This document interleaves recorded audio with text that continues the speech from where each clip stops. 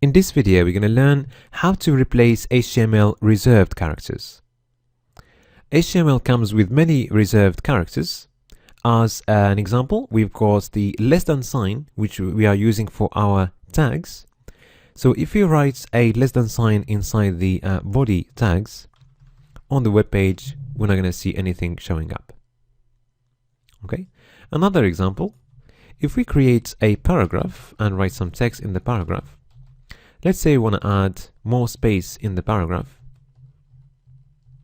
So even if we add more space in there, we don't see any effects on our web page.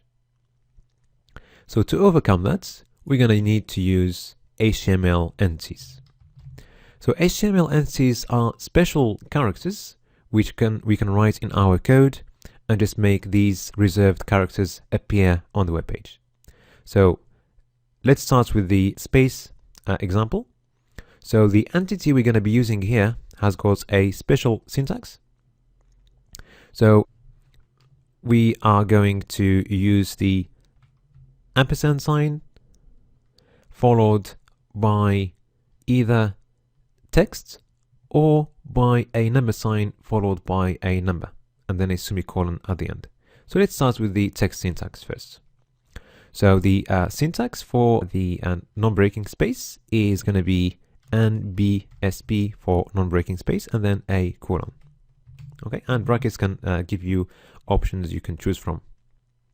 So now we can see that we've got an extra space in there, and if we copy this and paste it multiple times, we can see that we've got as much space as we want.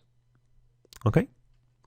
So the other syntax using numbers rather than text is pretty easy as well. So let's just write some text, and now the syntax for the non-breaking space using text is going to be an ampersand, okay, followed by a number sign and then a number. So the number is going to be 160 and we're going to have a semicolon at the end. Okay, and if you copy paste this multiple times, again, you can see that you can have as much space as you want. All right. Okay, now let's move to the less than sign. Okay, so for example, we can write for less than 5.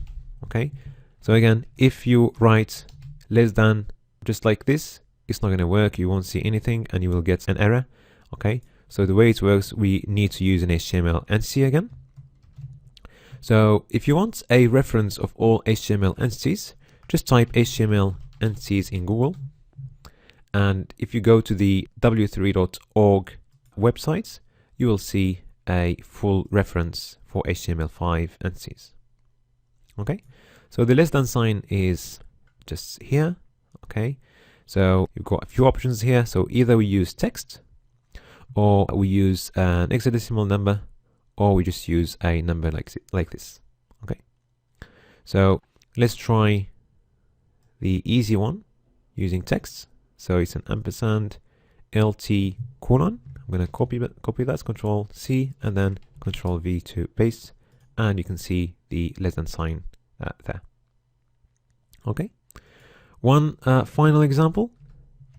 Let's look for the copyright symbol. Okay, so let's write, for example, Facebook copyrights. So if you go to the reference, the copyright is just here. I've got a few options. Okay, so again, you can copy any of these over there. I'm just going to copy the text one, easiest.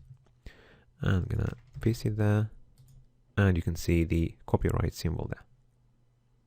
If you use the other symbol,